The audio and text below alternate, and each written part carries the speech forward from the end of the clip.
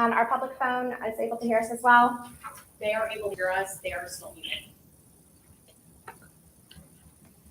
Public phone? Yes. Okay, you have to hit unmute so they can hear us.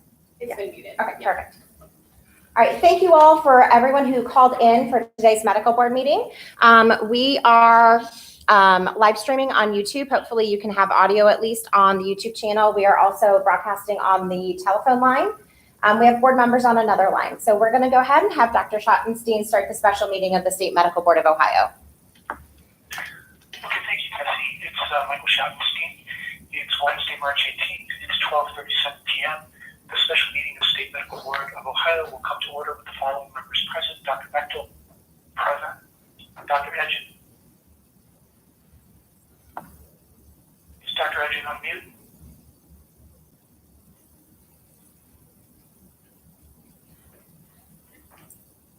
Dr. Edgin, you there?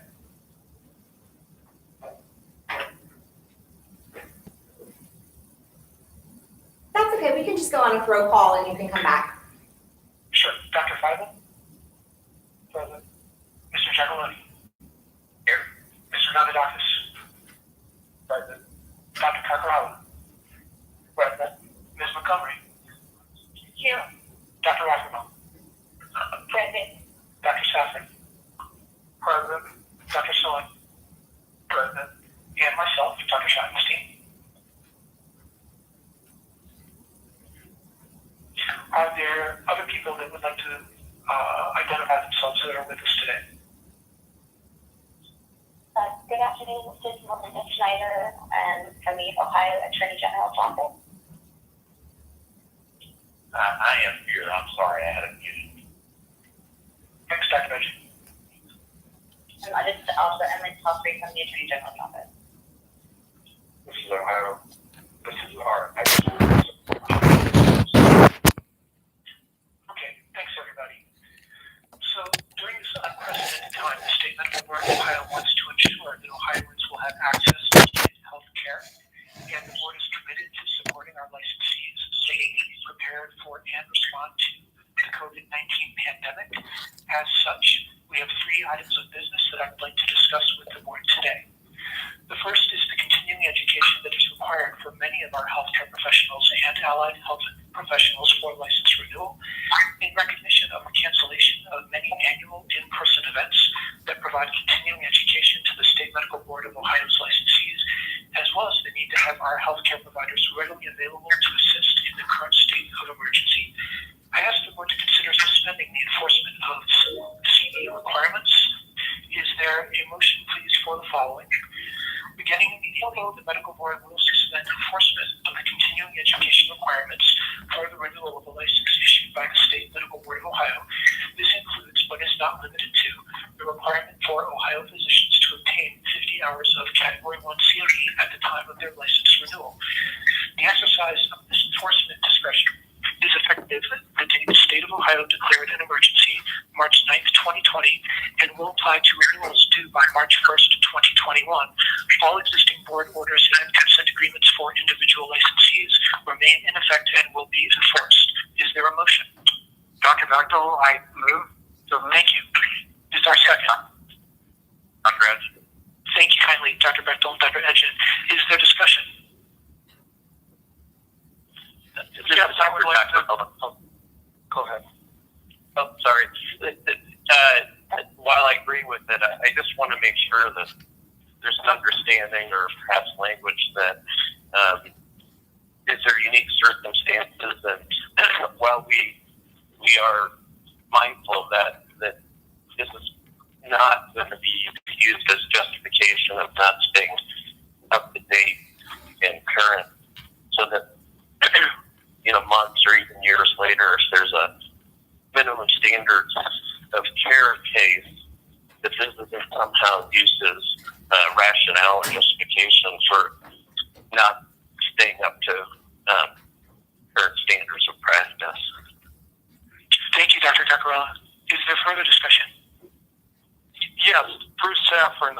I have some discussion because I'm not sure that I really understand the motion in the sense that we won't enforce something, but people who can't can't go to these seminars or have planned to go to them to make their hours. So in this year, they're going to lose maybe half of what they would normally have done. And I think that we should either make a waiver or a modification of the number itself.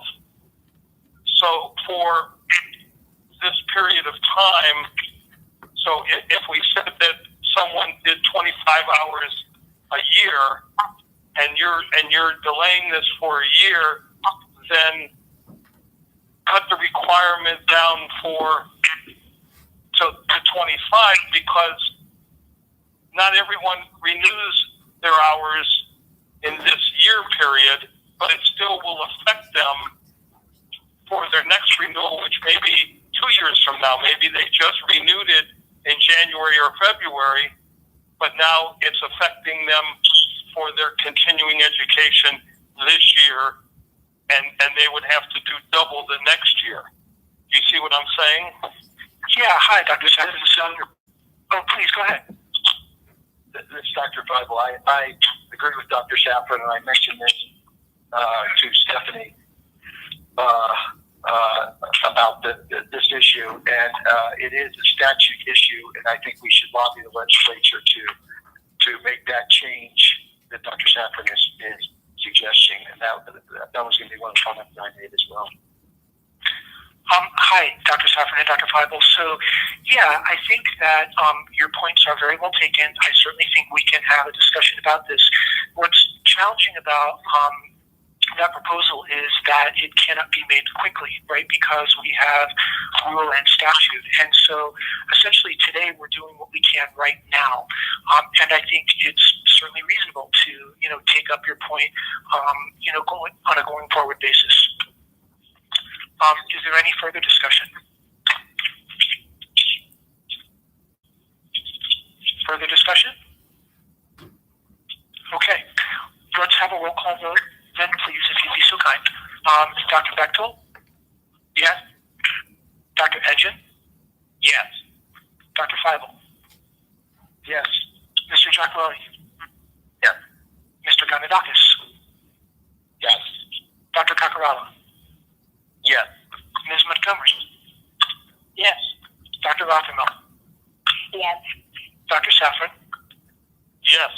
Dr. Soin? Yes. And myself, Dr. Schottenstein, is a yes.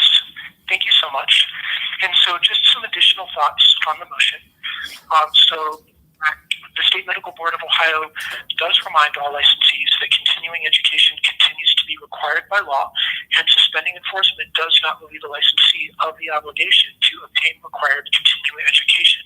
Accredited online education is a viable option through the duration of the state of emergency. And finally, licensees need to be aware that the relaxed enforcement does not address the board-mandated educational courses. We have licensees who are obligated to complete remedial courses through board orders and consent agreements.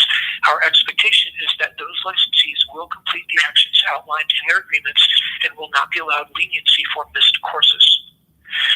So, next for the board's consideration, I would like to propose changes to Ohio's telemedicine regulations. Hospitals and providers are dealing with dozens of uncertainties and developing countless new processes on a daily basis. The pressure is extremely intense.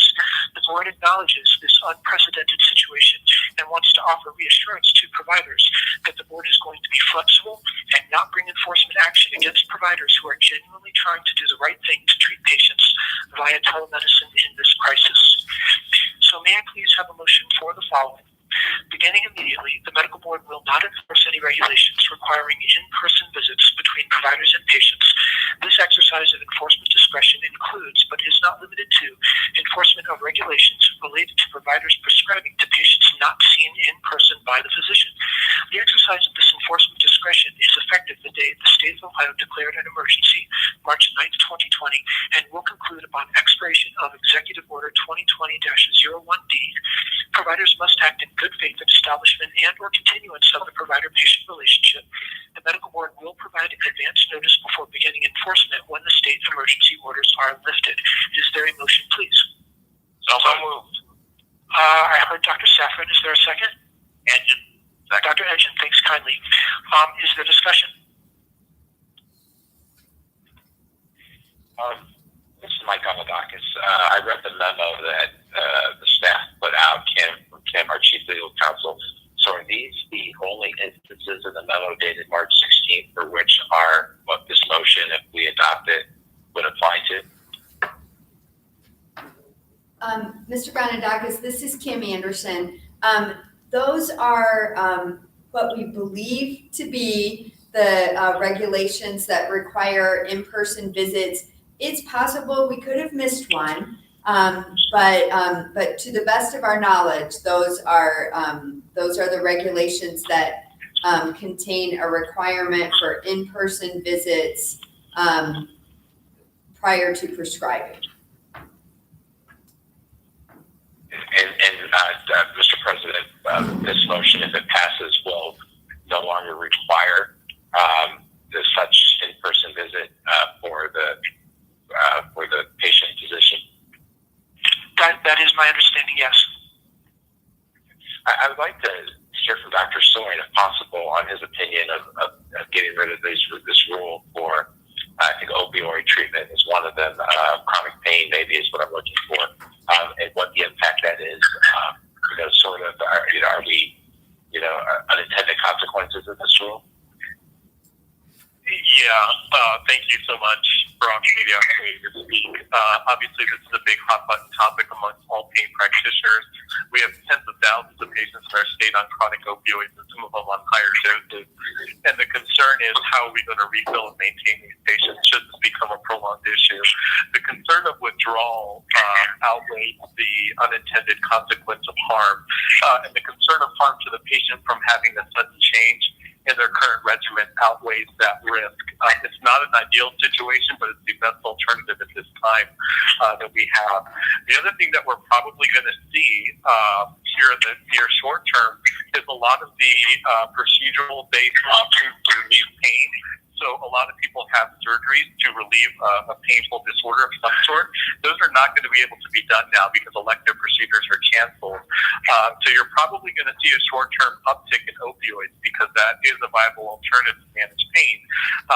So that is interesting and something to keep in mind that we should be cognizant of that fact as we move forward as a medical board, hoping that these issues are short-term, but I wanted to mention that. I do support this motion. I think it is going to be a helpful way for us to manage our patients. So it has my full support. Thank you so much, Dr. Soin. Any other further discussion? Dr. Feibel, I totally agree that we should encourage all things we can to encourage telemedicine to get people out of our office as much as possible. So I also am in favor of this. Thank you so much, Dr. Feibel. Further discussion? Yeah, Dr. Schottenstein. Mike Amadakis. Hi. Hi, one more. So this motion only applies to regulations for which the state medical board has adopted as it relates to in-person visitation. It doesn't apply to any statute that may specifically require it, right? That's right. Having said that, I think there's been some loosening at the federal level in this regard as well, though, recently. That's outside our control, but as it relates to what we're charged here today, this only applies to rules for which we've adopted in the past. That's right. Dr. Schottenstein? Dr. Schottenstein, this Hi, is Stephanie. Mr. Chairman, perhaps we should ask our attorneys general with regard to any of the legal requirements that we are relaxing and or skirting by right now in this emergency situation. This is Betty Montgomery. Thank you kindly. Certainly glad to have those comments. Hi there, this is Mindy. I think that this is really a policy decision of the boards at this point, and I think Kim has done a lot of research on it, and you guys have had some good opinions weighed in. So, I don't know if I'm really prepared to talk about the legal ramifications, other than that you'll probably have the same type of disciplinary cases coming out as we did going in.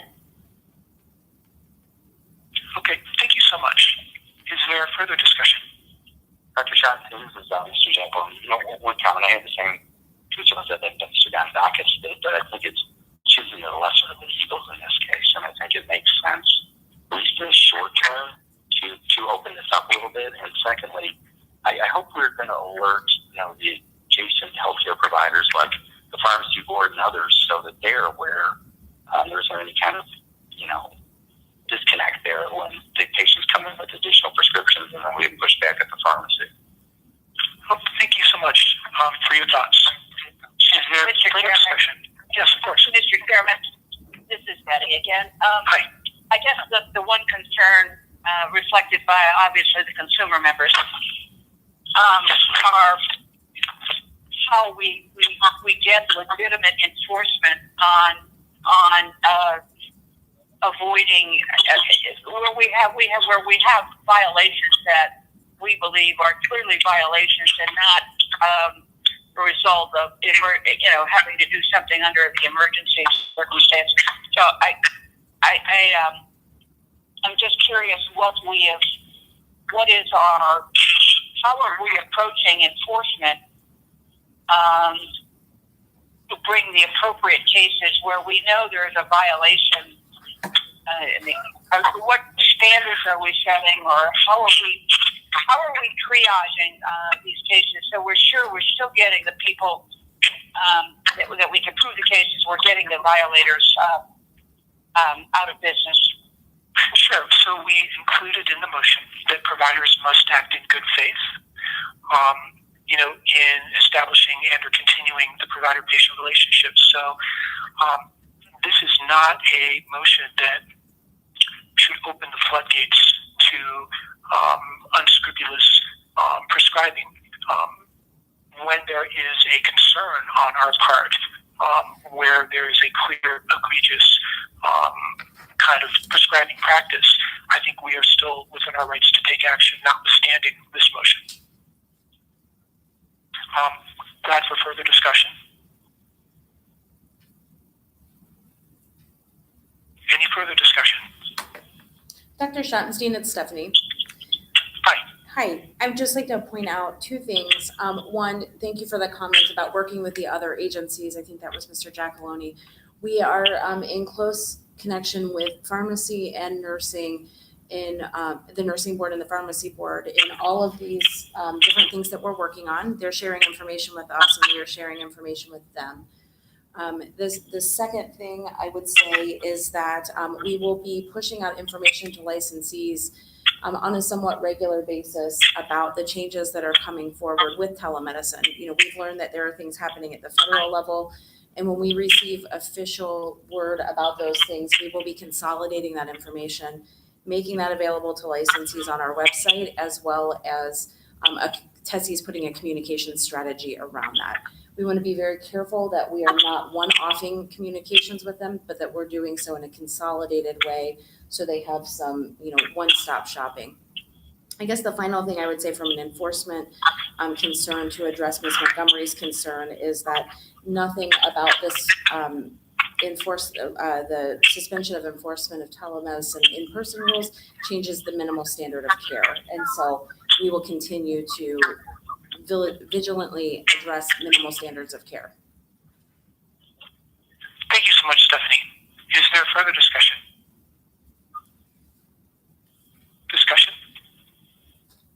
Okay, let's have a roll call, please. Dr. Bechtel?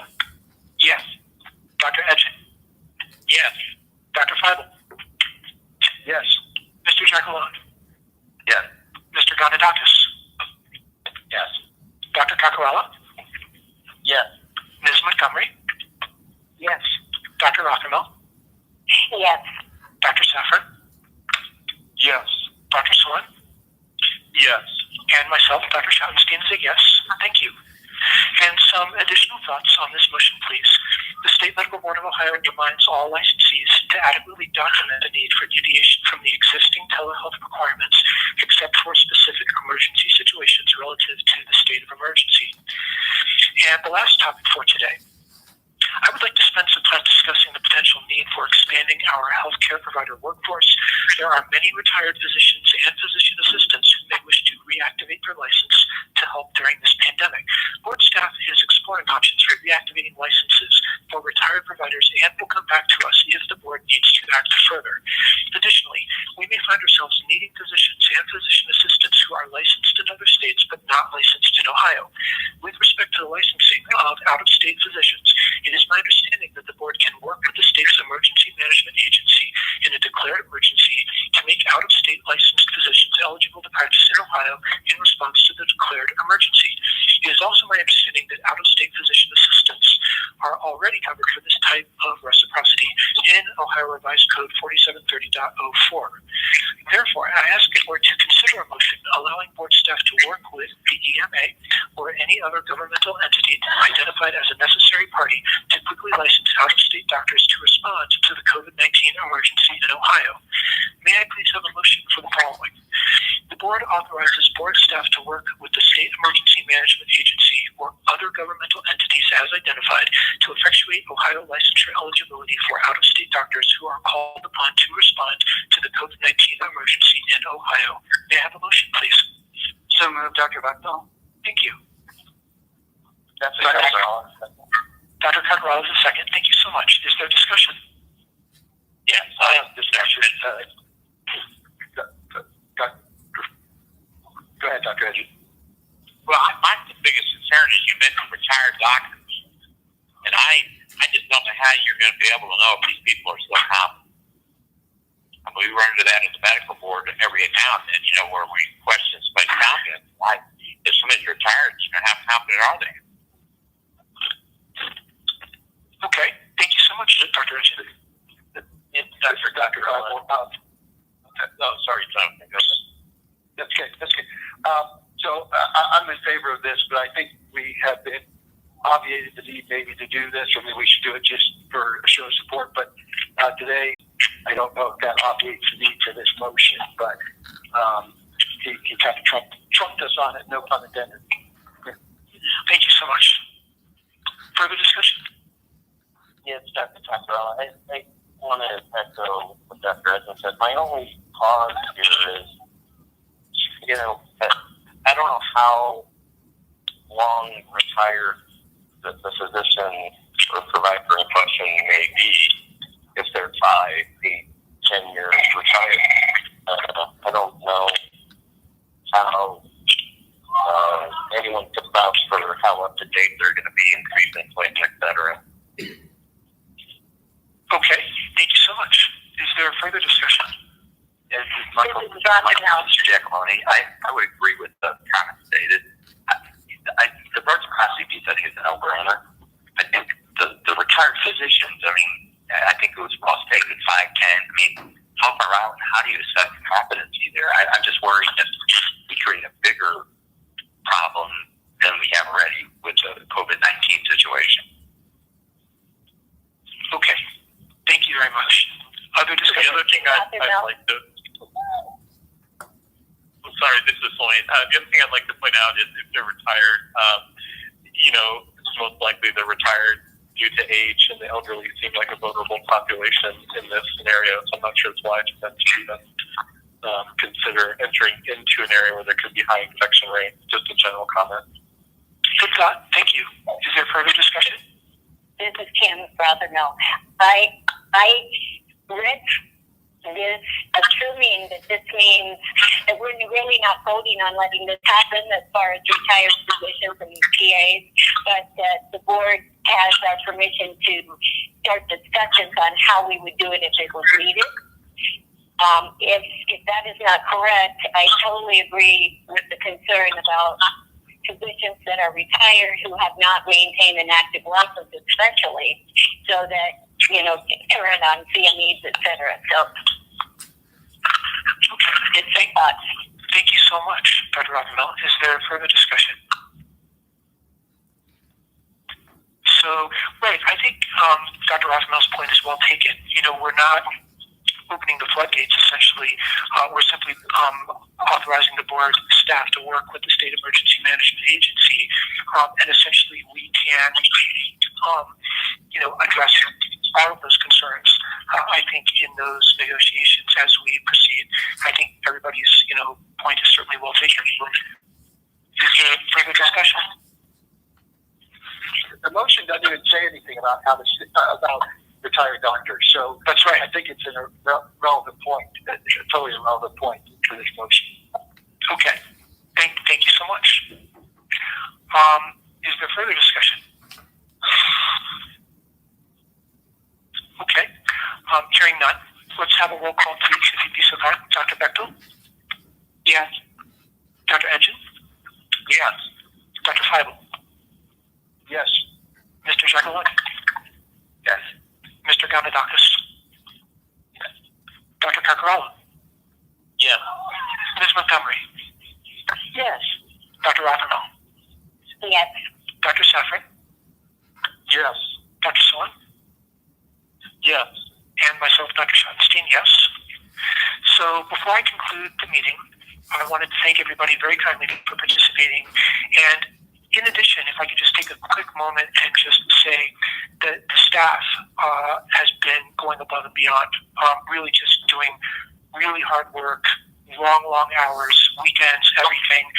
And you'd be so kind if I could just point out Tessie for just a moment. We're so lucky to have her at the board. She works really hard. Her past work with the health department, in emergency preparedness has really just been invaluable. It's so important to have her here. And, to the staff in general, I just wanted to say thank you so much to everybody for all the hard work that you're doing. Any other discussion before we adjourn? Okay, may I have a motion to adjourn? So moved, Dr. Carcarella. Dr. Carell, thank you. Second? Second. Dr. Saffron, I think, yes. All in favor? Aye. Aye. Okay. Thank you all very kindly. That concludes our meeting. It's 1:04 p.m. All the best, everybody. Stay safe. Thanks. Bye-bye. Bye-bye. Thank Bye. you. Bye. Thanks. Hello. Aye. Hold on, we're still on YouTube. Can you use any of my motion that I grabbed? End the stream.